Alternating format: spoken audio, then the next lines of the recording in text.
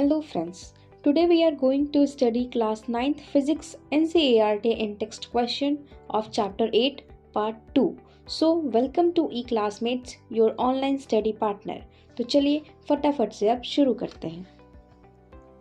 Okay, now comes to the question number 7.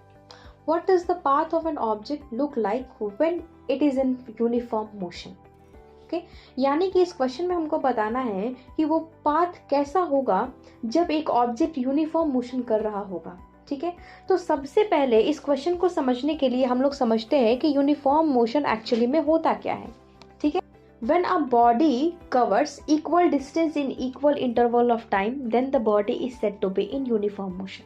ठीक है, यानी कि जब एक ऑब्जेक्ट है, जब वो मोशन कर रहा है और वो इक्वल टाइम में इक्वल डिस्टेंस को कवर करेगा, तभी हम कहेंगे कि वो बॉडी यूनिफॉर्म मोशन कर रहा है. ठीक है, जैसे कि लेट्स सपोज दैट कि हम यहाँ पे दो एग्जांपल्स को लेते हैं, तब हमको समझ में आएगा पाथ के बारे में. तो एक एग्जांपल लेते हैं कि ये कोई ए पोजीशन है, ये कोई बी पोजीशन है, ये कोई सी पोजीशन है, ये D and this position is E. ठीक है, दिस पोजीशन इज ई. यहाँ पे अगर हम टाइम लें तो ये बॉडी रेस्ट से चलना शुरू किया है, यानी कि जब रेस्ट से चलेगा तो उसकी इनिशियल कितनी होगी, वो टाइम उसका क्या होगा, वो 0 सेकेंड से स्टार्ट करेगा. उसने रेस्ट से अभी शुरू किया है. ठीक है, तो 0 सेकेंड पे इसने यहाँ से शुरू किया, 1 सेकेंड बाद वो किसी बी पोजीशन पे आ गया, 2 सेकेंड के बाद वो सी पोजीशन पे आ गया, 3 सेकेंड के बाद वो डी पोजीशन पे आ गया एंड 4 सेकेंड्स के बाद वो कहाँ आ गया, ए पोजीशन पे आ गया. ठीक है, अब भाई वो शुरू कर रहा है तो उसकी डिस्टेंस भी तो 0 होगी. ठीक है, तो वो 1 सेकेंड के बाद 10 मीटर का डिस्टेंस ट्रैवल करके यहाँ पे आ गया. ठीक है, नाउ सी पोजीशन पे 20 metre, they are 30 metre and they are 40 metre. Okay, तो अगर हम लोग इस कंडीशन को और इस इंटरवल को अगर ध्यान से समझेंगे, ठीक है, तो ज़रा ध्यान से समझते हैं. ए बी इंटरवल, यानी कि हम सिर्फ इसका जो टाइम है और इसका जो डिस्टेंस है वो सिर्फ और सिर्फ हम ए से लेकर के बी तक ही कैलकुलेट कर रहे हैं, ए बी इंटरवल के बीच में. ठीक है, तो ए बी इंटरवल के बीच में इसका टोटल डिस्टेंस कितना है, 10 - 0. कितना है, 10 - 0. ठीक है, that is equal to 10 metre, क्योंकि ये इसका फाइनल पोजीशन है, ये इसका इनिशियल पोजीशन था. अगर हम सिर्फ ए और बी इंटरवल के बारे में बात कर रहे हैं तो हमारा टोटल डिस्टेंस क्या होगा, फाइनल माइनस इनिशियल. ठीक है, तो ये हमने यहाँ पे डिस्टेंस निकाल लिया. ठीक है, तो यहाँ पे कितना टाइम लगा 0 सेकेंड से स्टार्ट किया था, 1 सेकेंड के बाद हम यहाँ पे पहुँच गए, यानी कि हमको टोटल टाइम कितना लगा था, हमको टोटल टाइम लगा 1 सेकेंड. ठीक है, अगर हम BC इंटरवल को देखते हैं तो BC इंटरवल में देखो शुरू कहाँ से हुआ, अब 10 मीटर से शुरू हुआ, कहाँ तक पहुँचे, 20 मीटर तक पहुँचे, यानी कि टोटल डिस्टेंस कितना कवर किया हम लोगों ने BC इंटरवल में, तो कितना कवर किया, 20 - 10 that is equal to 10 metre. यानी कि इस इंटरवल में भी हम लोगों ने 10 मीटर ट्रैवल किया है, इस इंटरवल में भी हम लोगों ने 10 मीटर ट्रैवल किया है. ठीक है, कितने टाइम में, 1 सेकेंड से 1 सेकेंड पे थे जब हम बी पे थे, सी पे पहुंचने में 2 सेकेंड लग गए, यानी कि टोटल टाइम कितना हुआ इस इंटरवल के लिए, अगेन 1 सेकेंड. ठीक है, तो अगर हम वैसे ही CD के लिए देखेंगे तो CD का टोटल डिस्टेंस होगा 10 metre in 1 second and DE का टोटल डिस्टेंस होगा 10 मीटर इन 1 सेकेंड. ओके, यानी कि सारे ही इंटरवल में टाइम और टाइम के अकॉर्डिंग जो डिस्टेंस है वो क्या है, वो सेम है. यानी कि यहाँ पे हम लोग देख सकते हैं कि इक्वल टाइम इंटरवल में इक्वल डिस्टेंस ही कवर किए जा रहे हैं.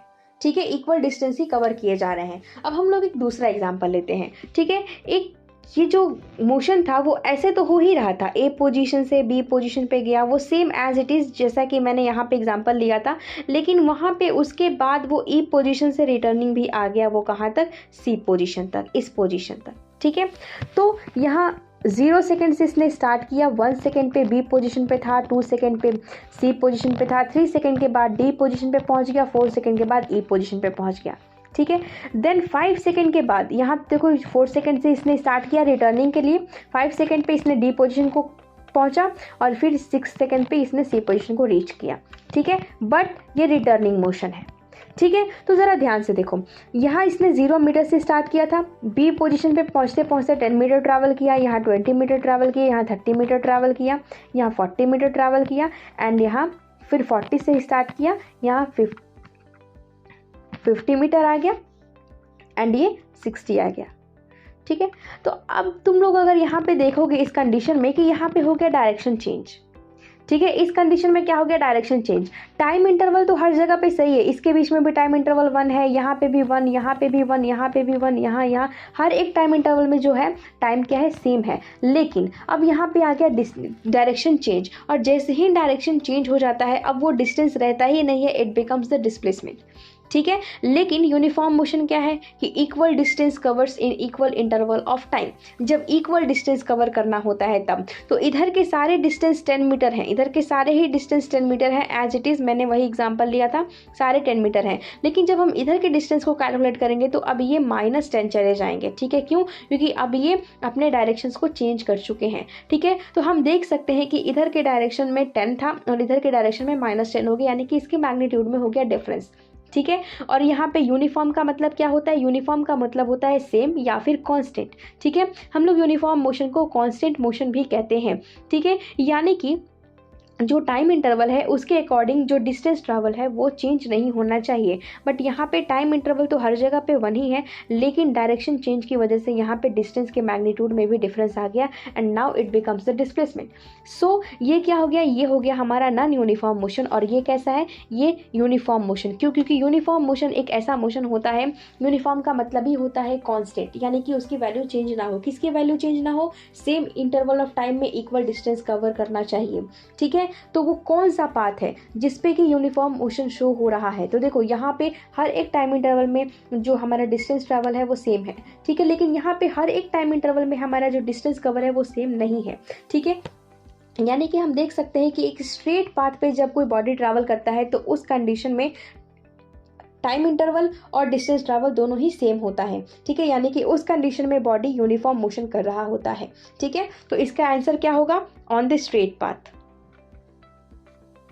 ठीक है, इसका आंसर क्या होगा? Straight path. वो कैसा पाथ होगा जहाँ पे यूनिफॉर्म मोशन बॉडी शो करता है? तो वो होगा स्ट्रेट पाथ का मोशन। ठीक है, खैर ये जो एग्जांपल है ये यूनिफॉर्म मोशन का एग्जांपल है। ठीक है, ये क्या है? यूनिफॉर्म मोशन का एग्जांपल है। ठीक है, इसको तुम लोग समझ सकते हो। एंड ये जो एग्जांपल है ये नॉन यूनिफॉर्म का है। और एक और बात हम लोगों को जानने को मिला इस क्वेश्चन से कि हम लोग यूनिफॉर्म मोशन को कांस्टेंट मोशन भी कहते हैं। इसको क्या कहते हैं? कांस्टेंट मोशन कहते हैं, क्योंकि यूनिफॉर्म का मतलब क्या होता है?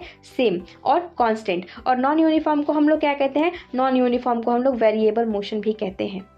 ठीक है, वेरिएबल मोशन भी कहते हैं, यानी कि when a body covers unequal distance in equal interval of time. ठीक है, यूनिफॉर्म मोशन क्या होता है? जब इक्वल टाइम इंटरवल में when a body covers equal distance in equal interval of time, equal interval of time। ठीक है, अगर इक्वल टाइम इंटरवल में अगर कोई बॉडी इक्वल डिस्टेंस कवर करता है तो वो कैसा मोशन करता है? वो यूनिफॉर्म मोशन करता है। And when a body covers unequal distance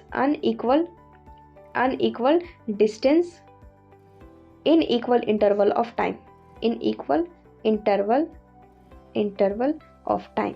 ठीक है, तो हम लोग बोल देंगे कि वो बॉडी कैसा है? वो नॉन यूनिफॉर्म, यानी कि वो वेरिएबल मोशन परफॉर्म कर रहा है। ठीक है, तो इस क्वेश्चन से हम लोगों को यूनिफॉर्म मोशन के बारे में भी आइडिया मिल गया, नॉन यूनिफॉर्म उसको हम लोग क्या क्या कहते हैं। ठीक है, but the exact answer of this question is the straight path. ठीक है, क्योंकि इसमें पाथ के बारे में पूछा गया है कि वो कौन सा पाथ, वो कैसा पाथ होगा। ठीक है, जहाँ पे ऑब्जेक्ट यूनिफॉर्म मोशन करते हुए दिखाई पड़ेगा। ठीक है, तो वो कौन सा पाथ है? हम लोगों को यहाँ पे दिख रहा है स्ट्रेट पाथ है। ठीक है, क्योंकि जहाँ पे भी यहाँ डायरेक्शन चेंज हो रहा है, स्ट्रेट पाथ को छोड़ रहा है, वैसे ही वहाँ पे डिस्टेंस की जो वैल्यू है वो चेंज हो जा रही है, वो अनइक्वल हो जा रहा है।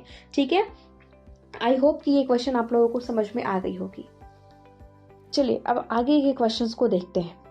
Question number 8, during an experiment a signal from a spaceship reached the ground station in 5 minutes. What was the distance of the spaceship from the ground station? The signal travels at the speed of light, that is 3 × 10⁸ meter per second.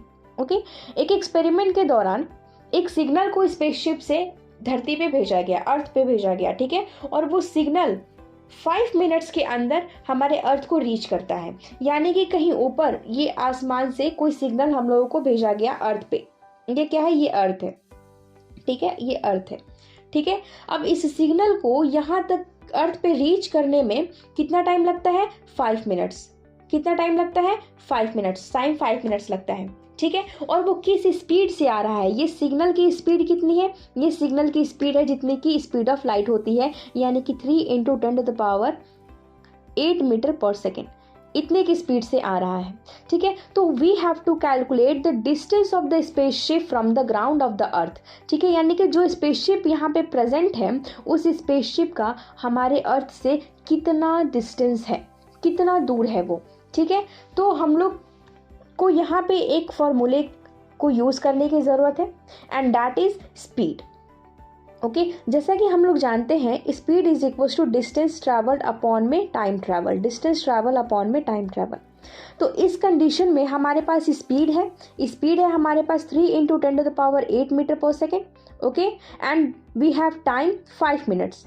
तो हम लोग सबसे पहले time को हम लोग seconds में convert कर लेते हैं, क्योंकि टाइम की जो ऐसा यूनिट होती है वो सेकंड होती है। एंड दूसरी चीज़ की स्पीड में हमारा यहाँ पे मीटर पर सेकंड है, जो टाइम स्पीड में मेंशन है वो सेकंड में है। तो यहाँ पे हम लोग को क्या करना है, सबसे पहले इस मिनट को सेकंड्स में कन्वर्ट कर लेना है, दैट इज़ 300 सेकेंड्स। ओके, तो अभी हमारे पास फाइनल टाइम पता चल गया है 300 seconds and we have the speed of the signal that is 3 × 10⁸ metre पर सेकेंड। ठीक है, तो यहाँ पे हम लोग इजीली डिस्टेंस को कैलकुलेट कर सकते हैं। ओके, यहाँ पे डिस्टेंस को हम लोगों को सबसे पहले इंडिपेंडेंट करना होता है। ठीक है, उसके लिए हम लोग टाइम यहाँ डिनोमिनेटर में है, तो अगर वो लेफ्ट हैंड साइड जाता है तो वो न्यूमरेटर में हो जाता है, यानी कि वो मल्टीप्लाई हो जाएगा। इट मीन्स कि speed into time is equal to distance. Okay, तो यहाँ से हम लोग इस फॉर्मूले से हम लोग इजीली डिस्टेंस को फाइंड आउट कर सकते हैं। ठीक है, तो डिस्टेंस क्या होगा हमारा, स्पीड कितना है 3 × 10⁸ ओके मीटर पर सेकेंड इंटू टाइम कितना है 300 सेकेंड। ठीक है, तो यहाँ पे अगर हम कलेक्टिवली देखें तो डिस्टेंस की यूनिट क्या होगी, ये मीटर होगी। ठीक है, ये मीटर कैसे होगी ये भी मैं अभी थोड़ी देर में मैं बता देती हूँ। ठीक है, अभी फिलहाल हम लोग इस तरीके से देखते हैं। ठीक है, तो ये कितना होगा 3 3 9, यानी कि 900 × 10⁸ मीटर। इसको हम लोग ऐसे भी छोड़ सकते हैं या फिर 9 × 10⁻10 मीटर भी कर सकते हैं। ठीक है, यहाँ पे हम लोगों ने स्पीड और टाइम को मल्टीप्लाई किया, तो स्पीड की यूनिट कितनी थी, मीटर पर सेकंड थी। ठीक है, और टाइम की यूनिट कितनी थी, सेकंड थी। तो सेकंड से सेकंड कैंसिल हो जाता है, तो फिर यहाँ पे हम लोगों को यूनिट मिल जाता है मीटर। यहाँ पे इसीलिए मैंने यहाँ पे डायरेक्टली मीटर हर जगह पे मेंशन किया था। ठीक है, लेकिन अगर समझ में नहीं आता है कि मैंने यहाँ पे कैसे यहाँ पे डायरेक्टली मैंने मीटर लिख दिया, तो यहाँ पे मैंने बता दिया कि मीटर अपॉन में सेकेंड होता है, ये स्पीड की यूनिट थी और ये टाइम की यूनिट थी, तो सेकेंड यहाँ पे कैंसिल आउट हो जाते हैं। ओके, तो ये है डिस्टेंस जो कि हमको कैलकुलेट करना था between the spaceship from the ground of the अर्थ। तो ये डिस्टेंस हमारा कैलकुलेट हो जाता है 9 × 10⁸ metre and this is the final answer of this question. चलिए अब देखते हैं क्वेश्चन नंबर 9 को। व्हेन यू विल यू से a body is in uniform acceleration and the second one the body is in non uniform acceleration. ठीक है, तो uniform acceleration और नॉन यूनिफॉर्म एक्सेलरेशन को समझने से पहले हम लोग एक्सेलरेशन को समझ लेते हैं कि एक्सेलरेशन क्या होता है। ठीक है, तो एक्सेलरेशन क्या होता है, rate of change of velocity, rate of change of velocity per unit time is known as acceleration. यानी कि जिस रेट से वेलोसिटी चेंज होता है अपॉन में यूनिट टाइम, वो क्या होता है, वो एक्सेलरेशन होता है। ठीक है, ये वेलोसिटी चेंज क्या होता है, ठीक है, इसको भी हम लोग समझ लेते हैं कि ये what do you mean by the velocity change. ठीक है, लेट्स सपोज दैट कि यहाँ पे एक लीनियर मोशन कर रहा है, कोई व्हीकल है या फिर कोई भी ऑब्जेक्ट जो कि लीनियर मोशन कर रहा है। ठीक है, तो वो कहीं ए पोजीशन पे और वो फिर चलते चलते कहीं बी पोजीशन पे वो चला गया। ठीक है, वो ए पोजीशन पे चलते चलते कहीं बी पोजीशन पे चला गया। तो हो सकता है कि ए पोजीशन पे उसकी स्पीड कुछ और रही होगी, लेट सपोज उसकी स्पीड 10 मीटर पर सेकेंड रही होगी। ठीक है, और ये ए टू बी कहीं ट्रैफिक वगैरह होगा या फिर बहुत उसको ट्रैफिक क्लीन एरिया मिला होगा तो इसकी स्पीड बढ़ गई होगी, यानी कि कहीं बी पोजीशन पर जाने के बाद उसकी स्पीड कितनी हो गई होगी, 20 मीटर पर सेकेंड। ठीक है, देखो ये स्ट्रेट लाइन की बात की जा रही है, तो स्ट्रेट लाइन के केस में स्पीड और वेलोसिटी दोनों ही सेम होता है। एक क्वेश्चन में हम लोगों ने डिस्कस भी किया था। ठीक है, तो यहाँ पे वेलोसिटी और स्पीड दोनों ही सेम है। ठीक है, तो यहाँ पे जरा ध्यान से देख सकते हो कि ए पोजीशन पे, ठीक है, जब ये गाड़ी जब इधर की तरफ मूव कर रही है, यानी कि इसका इनिशियल कहाँ होगा, इसका इनिशियल होगा यहाँ, क्योंकि हम लोग समझते हैं ना, इस एरो से हम लोग समझते हैं कि ये क्या होता है, ये हेड होता है और ये टेल होता है, यानी जो पीछे छूट गया। ठीक है, तो इस मोशन के लिए क्या है, उसका इनिशियल है। ठीक है, यानी कि स्टार्टिंग का ये क्या है, स्टार्टिंग के वेलोसिटी क्या है, ये इनिशियल वेलोसिटी, इसी को हम लोग यू कहते हैं। ओके जब बाद में कि जब वेलोसिटी को हम लोग देखते हैं तो उसको कहते हैं फाइनल वेलोसिटी और इसको हम लोग v से रिप्रेजेंट करते हैं, ठीक है। तो जो इनके बीच का जो चेंज होता है ना उसको हम लोग कहते हैं वेलोसिटी चेंज, यानी कि rate of change of velocity, that is final velocity minus initial velocity, ठीक है। और इसको अगर हम लोग यूनिट टाइम से डिवाइड कर देते हैं तो ये हो जाता है हमारा एक्सेलरेशन। तो आई होप कि चेंज ऑफ वेलोसिटी भी समझ में आ गया होगा, ठीक है। तो हम लोग कब एक बॉडी को कह सकते हैं कि वो एक यूनिफॉर्म एक्सेलरेशन कर रहा है? तो सबसे पहले देखते हैं कि यूनिफॉर्म का मतलब क्या होता है। यूनिफॉर्म का मतलब होता है सेम, ठीक है, या फिर हम बोल सकते हैं कांस्टेंट, ठीक है। हम लोग यूनिफॉर्म एक्सेलरेशन को कांस्टेंट एक्सेलरेशन भी कहते हैं, ठीक है। कांस्टेंट का मतलब होता है जो चेंज ना हो, ठीक है, वो यहाँ पे भी वही हो, वो आगे जाने के बाद भी वही हो, ठीक है। तो यहाँ पे हम किसके बारे में बात कर रहे हैं? एक्सेलरेशन के बारे में बात कर रहे हैं। यानी कि अगर यहाँ पे एक मोशन हम दिखा रहे हैं ए पोजीशन का, B position, C position, D position and some E position, let's suppose that, ठीक है। यहाँ पे हम एक इंटरवल को कंसीडर कर रहे हैं, ए बी इंटरवल, ठीक है, B C interval, then C D interval and then D E interval. इस तरीके से हमने इंटरवल को यहाँ पे कंसीडर किया है। अब हम देखेंगे कि हर एक इंटरवल में जो टाइम है वो हम कांस्टेंट मान लेते हैं, यानी कि इक्वल मान लेते हैं, ठीक है। तो लेट सपोज यहाँ पे भी टाइम इस इंटरवल को ट्रैवल करने के लिए 1 सेकेंड लगा है, यहाँ पे भी 1 सेकेंड, यहाँ पे भी 1 एंड यहाँ पे भी 1, ठीक है। अब हम देखते हैं वेलोसिटी के बारे में। तो लेट सपोज कि कोई एक बॉडी है, कोई एक ऑब्जेक्ट है, जब वो ए पोजीशन पे था तो उसकी वेलोसिटी 5 मीटर पर सेकेंड थी, ठीक है। जब वो बी पोजीशन पे गया तो उसकी वेलोसिटी 7 मीटर पर सेकेंड हो गई। जब वो सी पोजीशन पे गया तो उसकी वेलोसिटी 9 मीटर पर सेकेंड हो गई। जब वो डी पोजीशन पे गया तो उसकी वेलोसिटी 11 मीटर पर सेकेंड हो गई एंड फाइनली जब वो ई पोजीशन पे गया तो उसकी वेलोसिटी बढ़ के 13 मीटर पर सेकेंड हो गई, ठीक है। तो अब हम देखते हैं कि हर एक इंटरवल में हमारा एक्सेलरेशन क्या आता है, ठीक है। तो अगर हम ए बी इंटरवल के बारे में देखेंगे तो ए बी इंटरवल के लिए इसकी फाइनल वेलोसिटी 7 होगी और इसकी इनिशियल वेलोसिटी 5 होगी, यानी कि v माइनस यू, यानी कि 7 माइनस 5 अपॉन में टाइम कितना लगा है? 1 सेकेंड। तो यहाँ पे देख सकते हैं कि जो वेलोसिटी चेंज है, जो v माइनस यू है, उसकी वैल्यू कितनी है? 2 है, ठीक है। तो यहाँ पे हमारा एक्सेलरेशन क्या आ गया? 2 मीटर पर सेकेंड स्क्वायर आ गया।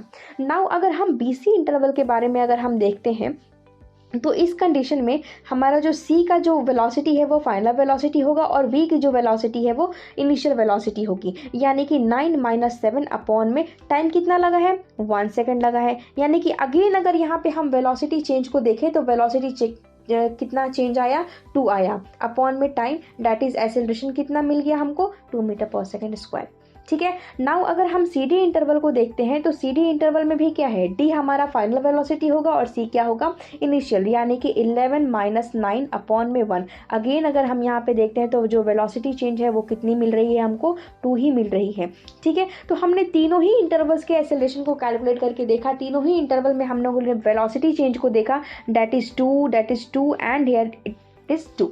तो हर जगह पे हमको जो वेलोसिटी चेंज है वो भी इक्वल देखने को मिला, ठीक है। एंड साथ में जो टाइम इंटरवल था, यहाँ पे भी 1 सेकेंड, यहाँ पे भी 1 सेकेंड, यहाँ पे भी 1 सेकेंड, ठीक है। तो जब वेलोसिटी चेंज इक्वल था और साथ में जो टाइम इंटरवल था वो भी अगर इक्वल था तो हमको हर एक इंटरवल में एक्सेलरेशन भी इक्वल मिला है, ठीक है। तो यानी कि यहाँ पे क्या हो रही है? कांस्टेंट एक्सेलरेशन है। ए पोजीशन पे बी पोजीशन पे गया, बी से सी पे गया, सी से डी पे गया, ठीक है, डी से ई पे गया, लेकिन इसकी जो एक्सेलरेशन है वो ए से लेकर के डी कहीं पर भी चेंज नहीं हुई, यानी कि वो एक्सेलरेशन सेम ही रही, यानी कि वो कांस्टेंट एक्सेलरेशन हो गई, वो यूनिफॉर्म एक्सेलरेशन हो गई, ठीक है। तो यूनिफॉर्म एक्सेलरेशन कब हो रहा है? जब ये वेलोसिटी चेंज इक्वल हो रहा है और जब वो टाइम इंटरवल है वो भी इक्वल हो रहा है, ठीक है। तो हम लोग कब कह सकते हैं कि एक बॉडी यूनिफॉर्म एक्सेलरेशन कर रहा है कि नहीं? तो जरा ध्यान से सुनना कि when a body travels in a straight line and its velocity change by equal interval of time then the body is said to be in uniform acceleration, ठीक है। जब स्ट्रेट लाइन में कोई बॉडी ट्रैवल कर रहा है, ठीक है, यहाँ पे जो की वर्ड्स हैं वो है स्ट्रेट लाइन में बॉडी ट्रैवल करना चाहिए, ठीक है, equal velocity change, equal velocity change in equal interval of time, equal interval of time, ठीक है।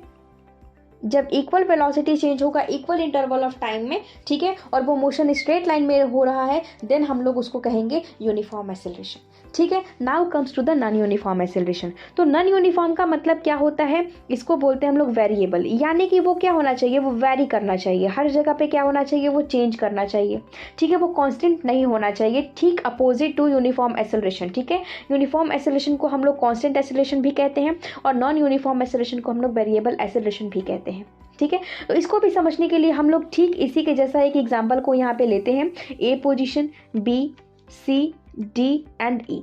ओके, हम एक काम करते हैं कि हर एक इंटरवल में हम टाइम को हम यूनिट कर लेते हैं, ठीक है, क्योंकि हमारा क्या होता है, वेलोसिटी चेंज अपॉन में पर यूनिट टाइम होता है, यूनिट टाइम होता है, इस वजह से हम इस केस में भी क्या रखेंगे, अपने यूनिट टाइम को ही रखते हैं, ठीक है। लेट सपोज कि कोई ए पोजीशन पे उसकी वेलोसिटी कोई 2 मीटर पर सेकेंड होगी, ठीक है। बी पोजीशन पे जाने के बाद उसकी वेलोसिटी 5 मीटर पर सेकेंड हो गई, सी पोजीशन पे जाने के बाद इसकी वेलोसिटी 10 मीटर पर सेकेंड हो गई, डी पोजीशन पे जाने के बाद इसकी वेलोसिटी 20 मीटर पर सेकेंड हो गई एंड ई पे जाने के बाद इसकी वेलोसिटी 50 मीटर पर सेकेंड हो गई, ठीक है। तो अगर अगेन हम लोग जो प्रोसेस हम लोगों ने यहाँ पे फॉलो किया है, अगेन अगर हम यहाँ पे फॉलो करते हैं ए बी इंटरवल के लिए, तो ए बी इंटरवल के लिए वी की वेलोसिटी फाइनल होगी और ए की वेलोसिटी इनिशियल होगी।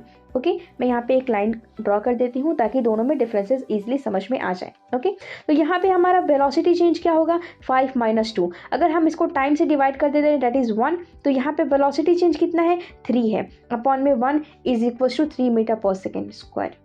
ओके, अगर हम लोग बीसी इंटरवल में देखते हैं तो बीसी इंटरवल में C is the final velocity and B की जो है वो इनिशियल वेलोसिटी है, यानी कि 10 - 5 अपॉन में टाइम कितना है, 1 है, दैट इज 5 अपॉन में 1 = 5 मीटर पर सेकेंड स्क्वायर। ओके, अगर हम लोग सी डी इंटरवल में देखते हैं तो सी डी इंटरवल में कितना है, डी इसकी फाइनल वेलोसिटी होगी और सी क्या होगी, इनिशियल होगी, यानी कि 20 - 10 अपॉन में टाइम कितना लगा है, 1 लगा है, यानी कि 10 अपॉन में 1 दैट इज 10 मीटर पर सेकेंड स्क्वायर।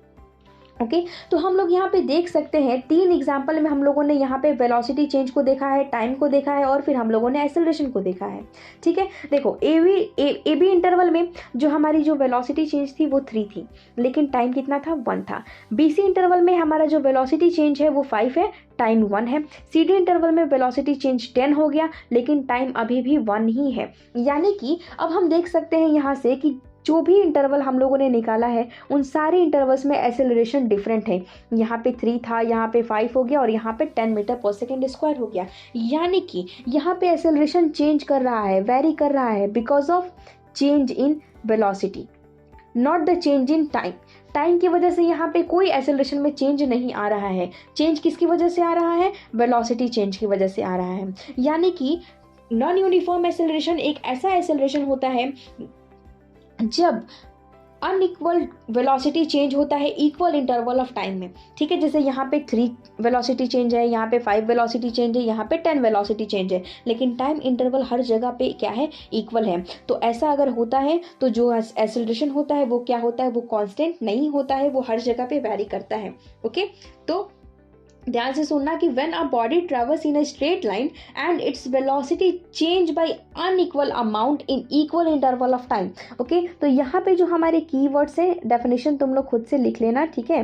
यहाँ पे मैं बता दे रही हूँ कीवर्ड्स की, पहला चीज़ की पहला क्राइटेरिया स्ट्रेट लाइन होना चाहिए एंड यहाँ पे दूसरी चीज़ की अनइक्वल वेलोसिटी चेंज क्या होना चाहिए, वेलोसिटी चेंज क्या होना चाहिए, अनइक्वल होना चाहिए, ठीक है। Unequal velocity change in equal interval of time, in equal interval of time. अगर कोई ऑब्जेक्ट अगर ऐसा कुछ फॉलो कर रहा है, equal interval of time, then the body is said to be in non uniform acceleration, ठीक है। यहाँ पे हमको क्लियरली देखने को मिल रहा है कि जो यहाँ पे वेलोसिटी चेंज है, यहाँ पे 3 है, यहाँ पे 5 है और यहाँ पे 1 है, लेकिन टाइम इंटरवल हर जगह पे 1 ही है, ठीक है। तो जैसे ही टाइम सेम हुआ और वेलोसिटी चेंज अनइक्वल हो गया, हमको एक्सेलरेशन भी अनइक्वल देखने को मिल गए, ठीक है। यानी कि हम बोल सकते हैं कि unequal velocity change in equal interval of time क्या करता है, वो नॉन यूनिफॉर्म एक्सेलरेशन को होने देता है, ठीक है। तो आई होप कि इस क्वेश्चन के through uniform acceleration and non uniform acceleration के बीच का डिफरेंस आप लोगों को समझ में आया होगा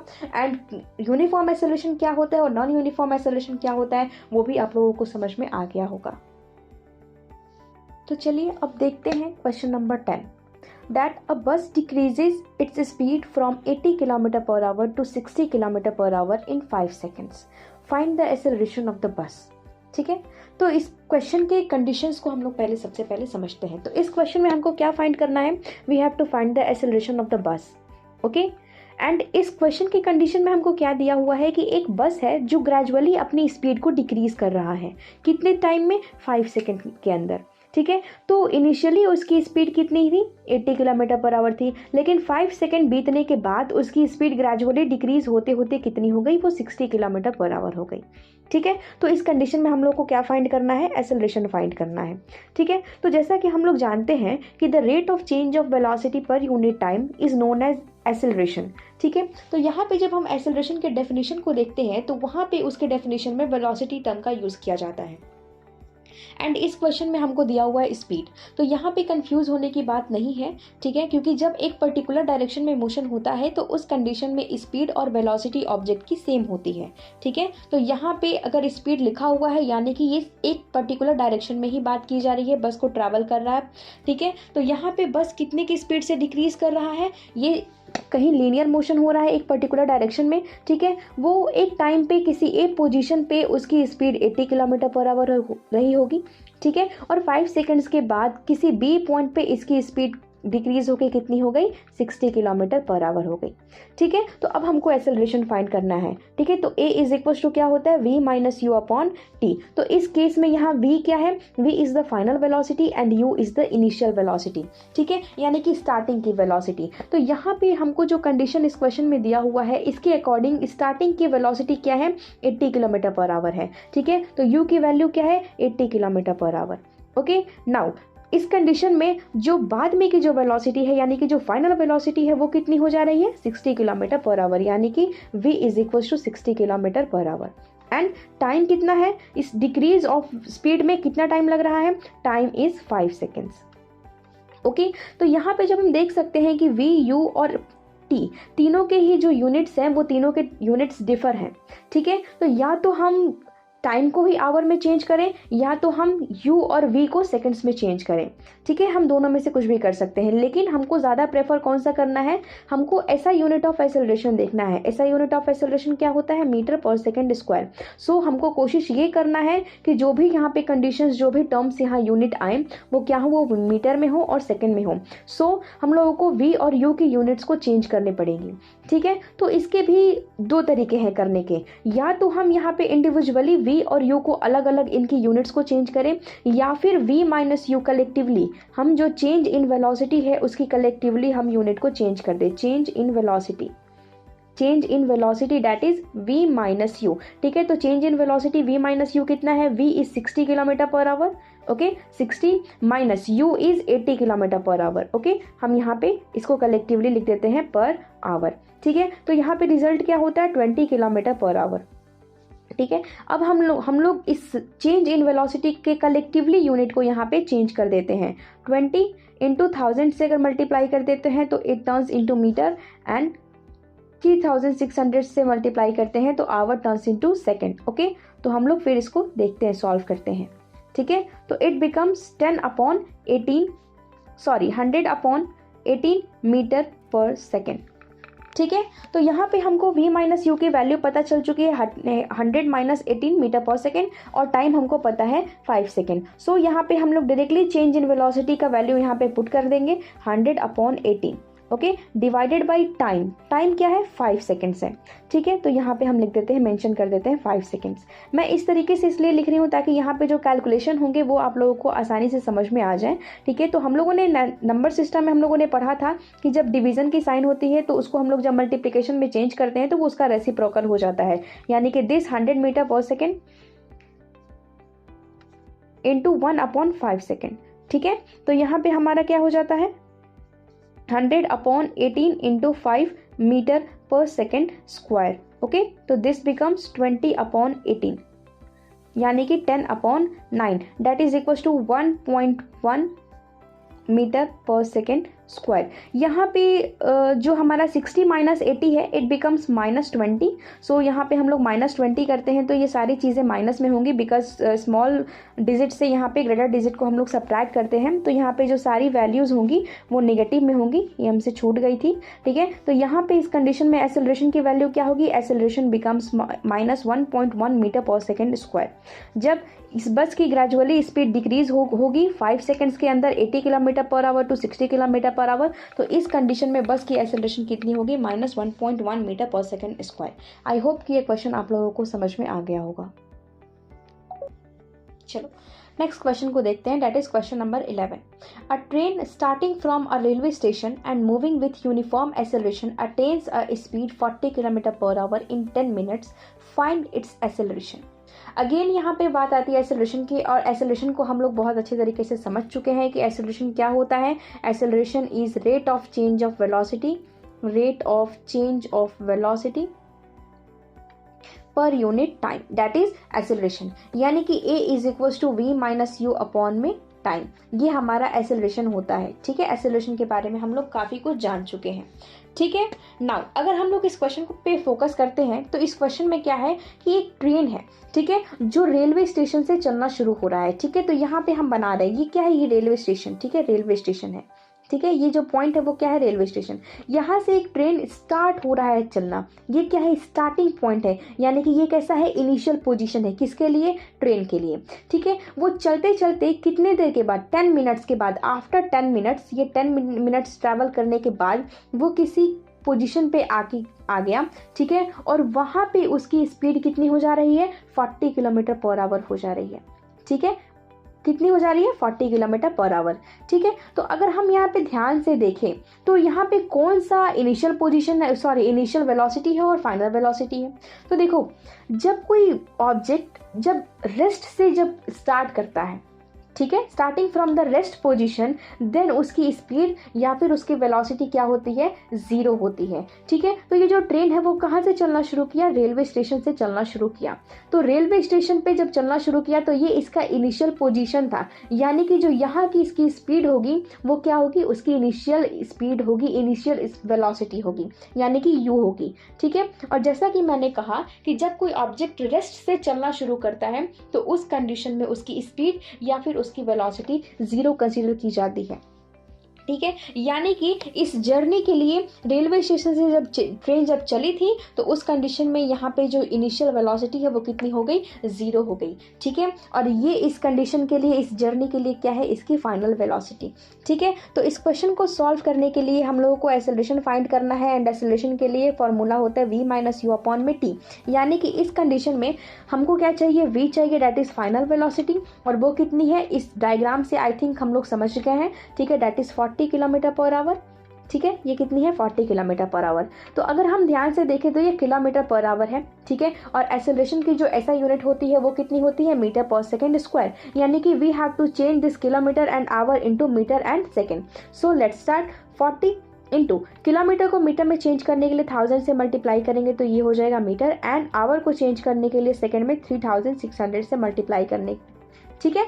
तो हम लोग यहाँ पे देखते हैं तो ये कितना हो गया भाई, वेलोसिटी कितनी आ गई हमारी, 100 अपॉन में 9 मीटर पर सेकेंड।